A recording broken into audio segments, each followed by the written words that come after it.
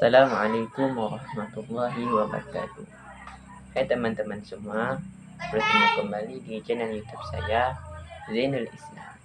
Oh my god! Wow! Tujuan saya membuat video kali ini adalah untuk memenuhi tugas mata kuliah Tarikh Tasyrik dengan dosen pengampu Ibu Sumiati, SPDI, SSG, MPDI.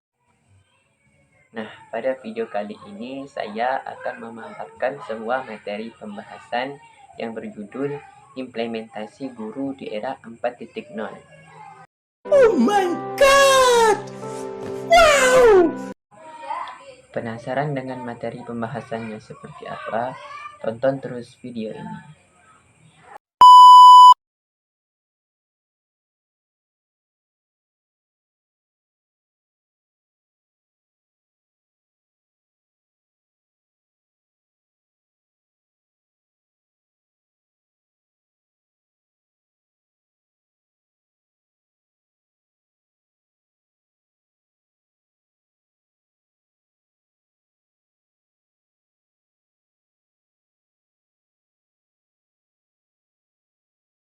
A few moments later.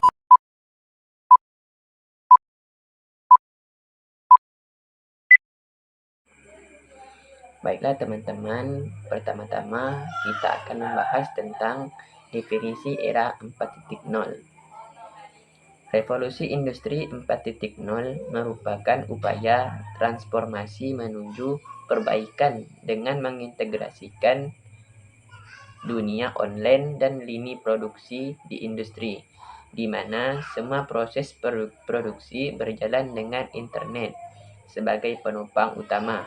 Industri 4.0 merupakan fenomena yang mengubah paradigma industri dengan menggabungkan teknologi digital dan fisik untuk menciptakan sistem produksi yang lebih efisien, fleksibel, dan terhubung. Meskipun memberikan peluang besar, perkembangan industri 4.0 juga membawa berbagai rintangan yang perlu diatasi. Perubahan dalam dunia pendidikan telah terjadi seiring dengan perkembangan teknologi, globalisasi, dan perubahan sosial. Beberapa perubahan penting yang terjadi meliputi yang pertama, teknologi dalam pembelajaran. Teknologi telah mengubah cara kita belajar dan mengajar.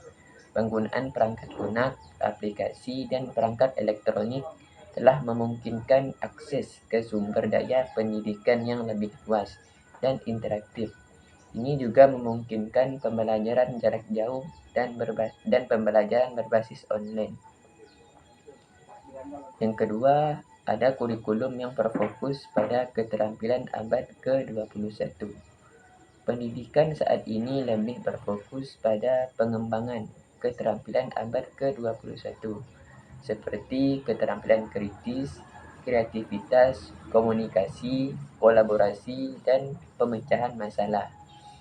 Kurikulum telah berubah untuk mencerminkan kebutuhan dunia kerja yang terus berkembang. Yang ketiga, pembelajaran berbasis proyek.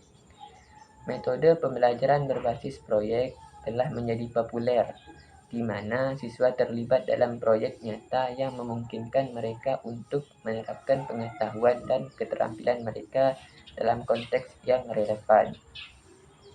Yang keempat, pendidikan inklusif.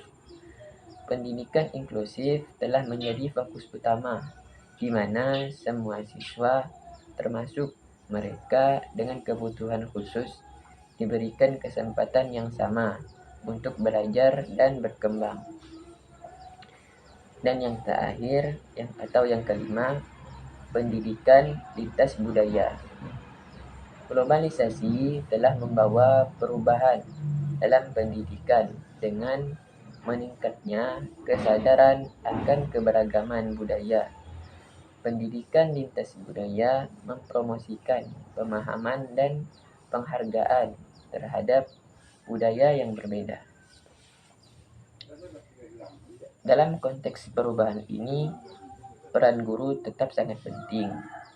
Guru memiliki peran yang tak tergantikan dalam pendidikan, termasuk yang pertama sebagai fasilitator pembelajaran.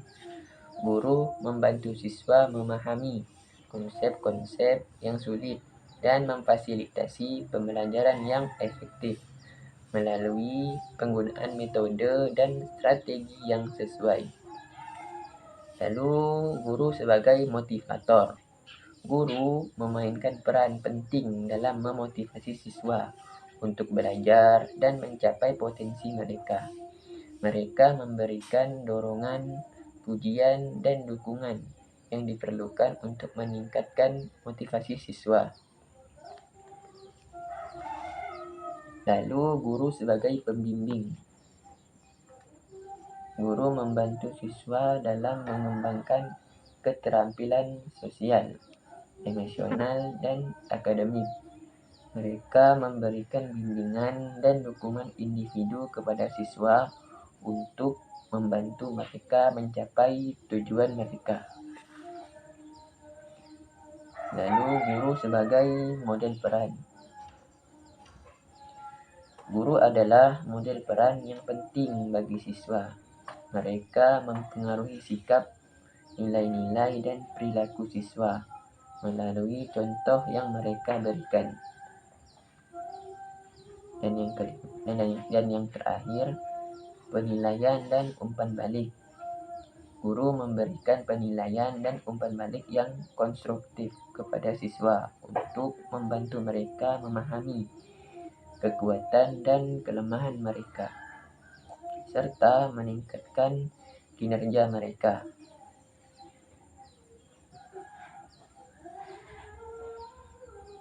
Baiklah teman-teman, dalam era perubahan pendidikan, peran guru itu sangat penting. Untuk apa? Untuk memastikan bahwa siswa-siswa sekalian mendapatkan pendidikan yang berkualitas dan relevan, sehingga dalam proses pembelajaran terjadi sangat baik.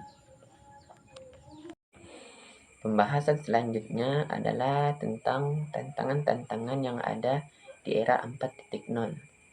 Yang pertama adalah pengoperasian teknologi. Revolusi industri 4.0 menuntut sumber daya manusia untuk memiliki kemampuan mengoperasikan alat atau benda, teknologi, dan komputer. Ada banyak hal yang bisa dilakukan dengan komputer: menggambar rancangan teknik, memprogram suatu aplikasi, maintenance infrastruktur server, dan lain sebagainya. Ini adalah tantangan awal kalian menghadapi revolusi industri. Tingkatkan kemampuan dan pelajari pengoperasian teknologi dengan bijak dan tepat. Lalu ada tuntunan sumber daya manusia berkualitas. Revolusi industri mengharuskan kita sebagai manusia memenuhi kriteria sebagai sumber daya manusia berkualitas. Indikator yang cukup kompleks, namun kalau kita pahami secara objektif, maka sumber daya manusia yang dibutuhkan di sini adalah mereka yang berpikir kritis, mampu menyelesaikan masalah yang kompleks, kreativitas yang lebih baik, dan sebagainya. Ada banyak poin yang harus terpenuhi. Tidak mengherankan jika revolusi industri 4.0 dapat disebut sebagai momen penyelesaian atau penyeleksian. Mereka yang memenuhi kriteria akan bersaing, sedangkan yang malas-malasan kemungkinan besar tertinggal. Kemudian ada kreativitas menghasilkan ide baru. Alur perkembangan industri terus maju, semakin canggih dan modern. Tantangannya adalah bagaimana kita mampu menuangkan kreativitas untuk memunculkan ide-ide baru dengan fasilitas yang sudah tersedia. Dalam dunia industri Tujuan utama dari kreativitas adalah membuat suatu produk atau layanan lebih banyak diminati oleh konsumen, mampu memberikan sesuatu yang bagus ke peningkatan profit dan sebagainya. Tidak banyak sumber daya manusia yang mempunyai kreativitas yang bagus. Jika tidak diasah sejak awal, maka akan sulit untuk bersaing di era yang serba modern dan banyak perubahan seperti sekarang. Ada beberapa studi kasus dan contoh implementasi peran guru di era 4.0. Yang pertama, penggunaan teknologi dalam pembelajaran. Guru dapat menggunakan teknologi seperti perangkat lunak, pembelajaran interaktif, video pembelajaran, dan platform pembelajaran online untuk meningkatkan pengalaman belajar siswa. Misalnya, seorang guru dapat menggunakan video pembelajaran yang menarik dan interaktif untuk menjelaskan konsep-konsep yang sulit. Mereka juga dapat menggunakan platform pembelajaran online untuk memberikan tugas, mengumpulkan pekerjaan siswa, dan memberikan umpan balik secara real-time. Yang kedua, pembelajaran berbasis proyek. Guru dapat menerapkan metode pembelajaran berbasis proyek, di mana siswa terlibat dalam proyek nyata yang memungkinkan mereka untuk menerapkan pengetahuan dan keterampilan mereka dalam konteks yang relevan. Misalnya, seorang guru matematika dapat memberikan proyek di mana siswa harus merancang dan membangun model bangunan menggunakan konsep geometri. Yang ketiga, pendidikan inklusif. Guru dapat memainkan peran penting dalam pendidikan inklusif dengan memastikan bahwa semua siswa, termasuk mereka dengan kebutuhan khusus, diberikan kesempatan yang sama untuk belajar dan berkembang. Misalnya, seorang guru dapat menggunakan metode pengajaran yang berbeda dan menyediakan dukungan tambahan kepada siswa dengan kebutuhan khusus untuk memastikan bahwa mereka dapat mengakses kurikulum dengan efektif. Yang keempat, kolaborasi dan keterlibatan siswa. Guru dapat mendorong kolaborasi dan keterlibatan siswa dalam proses pembelajaran.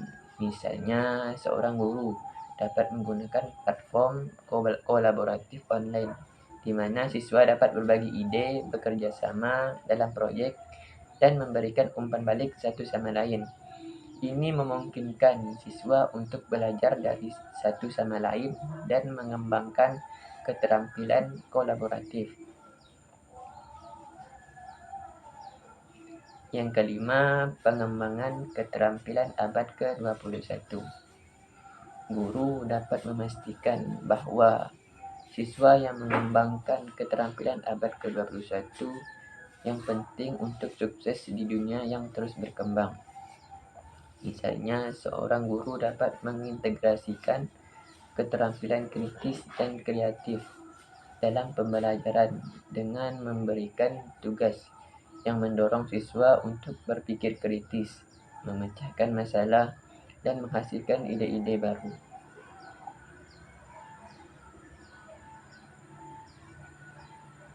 Yang keenam, pembelajaran berbasis data.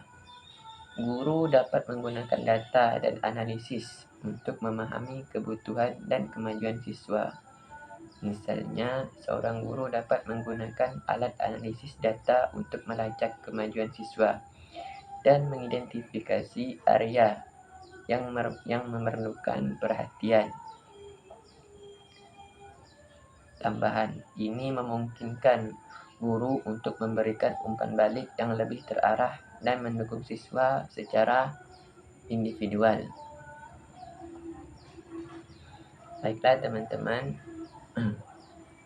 dalam studi kasus dan contoh implementasi ini menunjukkan bagaimana peran seorang guru untuk dapat beradaptasi dengan atau di era 4.0 itu sangat penting dan sangat berpengaruh terhadap siswa dan pembelajaran di lingkungan sekolah, serta memanfaatkan teknologi serta pendekatan pembelajaran yang inovatif. Untuk apa? Untuk meningkatkan pengalaman belajar siswa, sehingga dalam proses pembelajaran siswa menjadi lebih aktif dan lebih kreatif. Itu sangat berpengaruh terhadap proses pembelajaran. Pembahasan selanjutnya yang akan kita bahas ialah tentang peran-peran guru di era 4.0. Yang pertama, guru sebagai pemimpin teknologi. Para guru harus mampu menguasai teknologi agar dapat mendampingi mereka untuk memanfaatkan berbagai teknologi yang ada guna mendorong peserta didik untuk memanfaatkan kemudahan internet dalam memperluas wawasan. Yang kedua, mendorong siswa untuk berpikir kritis. Para guru harus melatih siswa agar berpikir kritis untuk membuat keputusan dari berbagai sudut pandang berbeda secara cermat, teliti, dan logis, serta memecahkan masalah sehingga dapat meningkatkan keingintahuan dan kreativitas intelektual siswa itu sendiri. Dan yang terakhir, mengarahkan siswa untuk belajar mandiri. Para guru harus mendorong siswa untuk merancang, mengatur, dan mengontrol kegiatan mereka sendiri. Belajar mandiri menuntut siswa untuk menentukan tujuan belajar mereka sendiri, merancang strategi untuk mencapai tujuan belajar, dan merancang metode evaluasi. Dengan pembelajaran mandiri ini, diharapkan peserta didik dapat belajar secara mandiri sehingga akan meningkatkan kepercayaan diri peserta didik tersebut dan juga dapat bertanggung jawab atas dirinya sendiri tanpa bantuan orang lain. Pembahasan selanjutnya adalah tentang strategi-strategi implementasi guru di era 4.0. Ada beberapa strategi pembelajaran yang dapat diterapkan para guru di era revolusi industri 4.0, yaitu yang pertama, guru harus membantu siswa dalam belajar. Guru harus membantu siswa yang mengalami kesulitan memahami pelajaran yang ada di sekolah, seperti misalnya dalam hal pelajaran matematika. Terkadang ada siswa-siswa yang lama untuk memahami soal-soal matematika.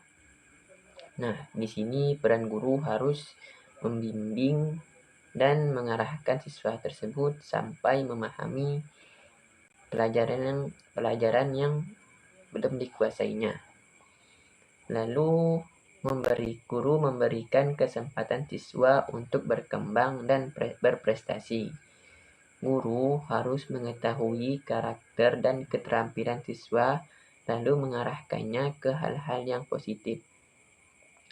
Di sini guru harus tahu dan mencari tahu kelebihan yang dimiliki para siswa yang ada. Misal kelebihan dalam hal olahraga atau kesenian.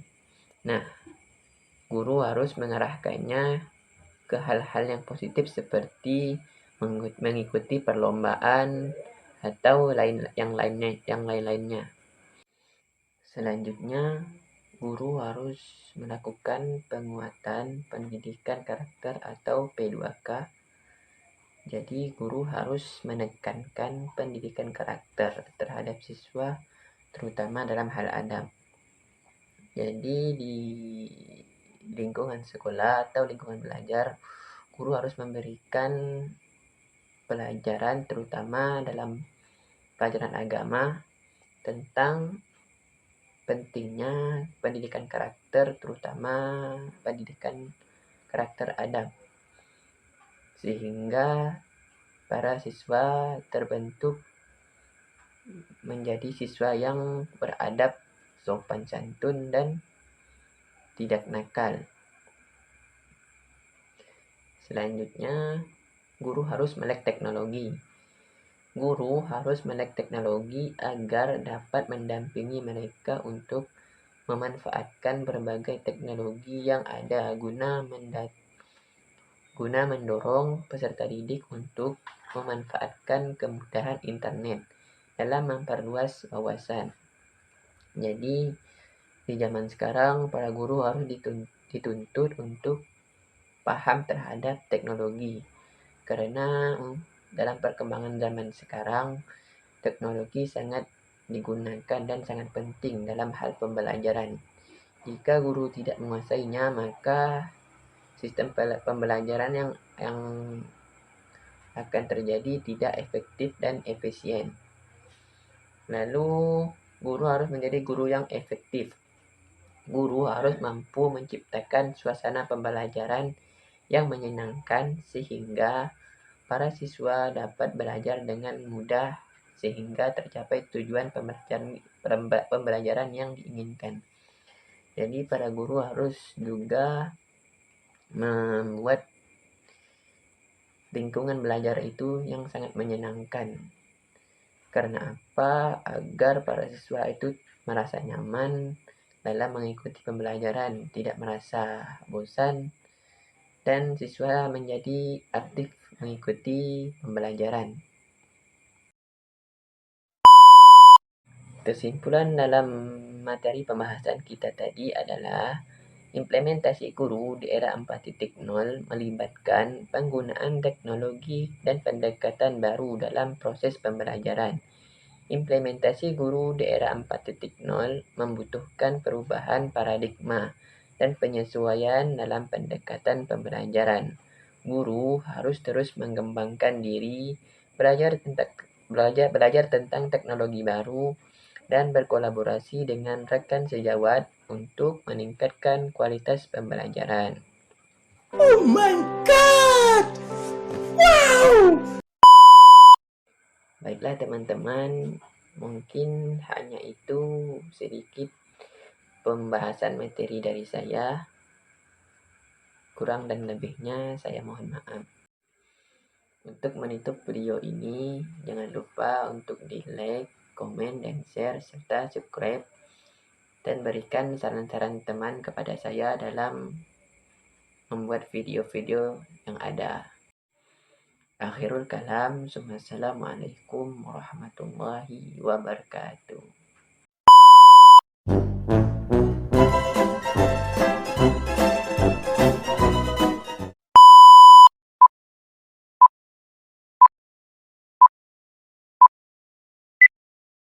Ciri-ciri ahli syurga, dia selalu tidur dalam kuliah. Betul. Saya dah lama saya fikir hadis tu, saya dapat kat Indonesia. Tok guru saya kata, kenapa orang tidur dalam kuliah? Illa nazalan alaihimus sakinah. Kerana dalam majlis ilmu itu turunnya sakinah, ketenangan. Sebab tu tidur ini sebahagian daripada kaedah Allah menolong dan memberi bantuan pada hamba yang dikasih. Hari ini kita baca surah Al-Kahfi kan? Allah tidurkan 300 tahun lebih. Padahal dia dikejar oleh pemerintah untuk dibunuh. Dengan sebab dia tidur, dia hilang takut. Sebab dia tidur, dia hilang rasa nak makan, nak minum. Bangun-bangun tidur, kam labisna yauman au ba'da yaum. Berapa lama kami tidur? Semalam atau separuh hari je rasa. Allah kata tak, kamu tidur 300 tahun lebih dah. Sebab itu semua ada hujah. Jadi siapa rasa nak tidur, tidurlah. Oh my God! Wow! A few moments later.